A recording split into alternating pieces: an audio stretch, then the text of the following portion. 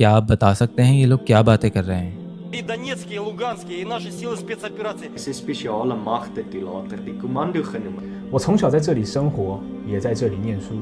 Ваш вопрос сразу скажу, никто кроме них. Sanbonani igama lami uhalala sibongo ngokash. يعني أولا هناك خلافات على أكثر من ملف.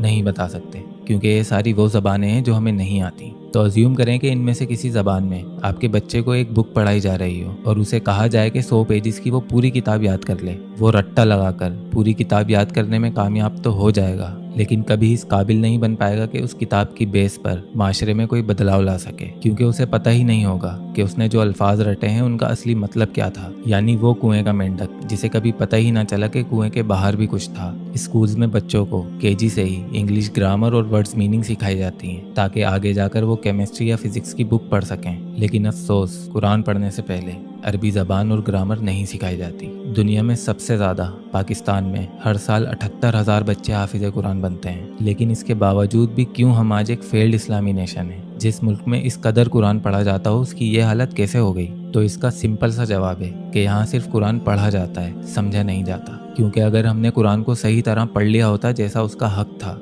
तो आज हम फ़िरक़ों, ज़बानों और सियासी पार्टियों में न बटे हुए होते। क्योंकि कुरान का बुनियादी काम ही है इंसान के दिमाग को खोल देना, उसे कुएं के बाहर की ज़िंदगी का तसव्वुर देना, उसे एहसास दिलाना कि अगर ज़िंदगी का मतलब सिर्फ खुद की ज़ात और जन्नत के ख्वाबों में गुम होकर रहना था तो आसपास दूसरे इंसान पैदा ही क्यों किए जाते? आपको क्या लगता है अगर हमारे टॉप पॉलिटिशियंस और आर्मी के जर्नलों ने कुरान को सही तरह पढ़ लिया होता तो वो इस तरह दूसरों का हक मारकर अपने असासे बनाने में ज़िंदगी बर्बाद करते? कुरान का सबसे बड़ा मौजज़ा ही ये है कि ये हर इंसानी दिमाग के कंपैटिबल है, चाहे उसे 10 साल का बच्चा पढ़े या 70 साल का बूढ़ा, कोई मुस्लिम पढ़े या नॉन मुस्लिम, डॉक्टर पढ़े या डाकू, साइंटिस्ट पढ़े या हलवाई, इसमें सब के लिए उसकी अकल के मुताबिक खैर है। कुरान इंसानी दिमाग को खोल कर रख देता है। तो अगर आपके मौलाना साहब आपको डायरेक्ट कुरान पढ़ने से रोक रहे हैं तो वो इसीलिए है कि वो डरते हैं कि कहीं अगर आपका दिमाग खुल गया तो आपका हाथ उनके गिरबान पर होगा। हम अपनी जन्नत की लालच में बच्चों को हाफिज़ कुरान बना तो देते हैं, लेकिन इससे उसके किरदार और तबीयत पे कोई फ़र्क नहीं पड़ता जिससे वो इस माशरे में कोई तब्दीली ला पाता। उसे कुरान की हर एक आयत याद तो हो जाती है, लेकिन उससे इस दुनिया को बस उतना ही फ़ायदा पहुंचता है जितना एक 4 साल के बच्चे का मेहमानों के सामने ट्विंकल ट्विंकल लिटिल स्टार पढ़ने से पहुंचता है। तो बस आप इस एजाज़ से सिर्फ दुनिया में ही वाहवाही ले सकते हैं, क्योंकि अल्लाह तो सब जानता है। लॉजिक और मैजिक के बीच में बहुत ही बारीक सी लाइन होती है जिसे पहचानने के लिए अल्लाह ने कुरान को हमारी आंखें बनाकर भेजा है। हम सिर्फ कुरान के टेक्स्ट यानी अरबी ज़बान को मुकद्दस समझते हैं और उसकी फजीलत बस यहीं तक महदूद रखते हैं कि उसके औराकों से तावीज़ बना लिए जाएं, पानी पढ़कर दम कर दिया जाए, मुश्किल में आयतुल कुर्सी पढ़ ली जाए, मुर्दे की जान निकल रही हो तो यासीन पढ़ ली जाए। लेकिन असल जादू तो उन आयतों के मतलब में छुपा है जिसे कोई ढूंढना नहीं चाहता। तो जिस किताब की बेस पर हमारे पूरे दीन की बुनियाद टिकी है आपको उसका ही इल्म नहीं, तो आप फिर किसी भी अल्लामा मौलाना के पीछे बैठकर कहानियाँ सुनकर वाहवाही करते रहें, अपने फ़िरक़ों के बचाव में एक दूसरे को माँ बहन की गंदी गंदी गालियाँ देते रहें, या अपनी इमेजिनेशन में ख़ुद को जन्नती और बाकियों को दोज़खी समझते रहें। इससे ना इस माशरे को कोई फ़र्क पड़ता है और ना ही अल्लाह को। इससे ना तो इस दुनिया में आने वाले बिजली के बिल पे कोई फ़र्क पड़ता है और ना ही आपकी कब्र में लिए जाने वाले हिसाब पर।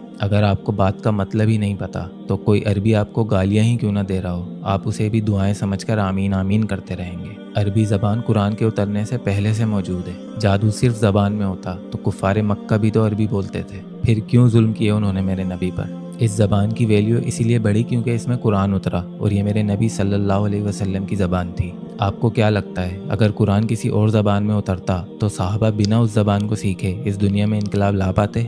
नहीं, आप सल्लल्लाहु अलैहि वसल्लम पहले उनको वो ज़बान सिखाते और फिर कुरान सिखाते। तो वैल्यू अरबी ज़बान की नहीं बल्कि उस ज़बान में उतरे कुरान के अल्फाजों के मतलब की है, जिसमें कायनात के वो राज छुपे हैं जिन्हें डिकोड कर नॉन मुस्लिम्स आज तरक्की कर रहे हैं। और हम अपने बच्चों को ज़ोर ज़बरदस्ती डंडे के ज़ोर पर हाफिज़ कुरान बनवाकर अपनी जन्नत सीधी करने में लगे हुए हैं। किसी आम किताब को भी आप बिना मतलब के रट्टा लगाकर पढ़ें तो दुनिया आपको बेवकूफ़ कहेगी। तो हम तो तारीख़ इंसानियत के सबसे कीमती और नायाब लिटरेचर के साथ ऐसा कर रहे हैं। तो क्या असल गुस्ताख़ रसूल हम खुद नहीं हैं?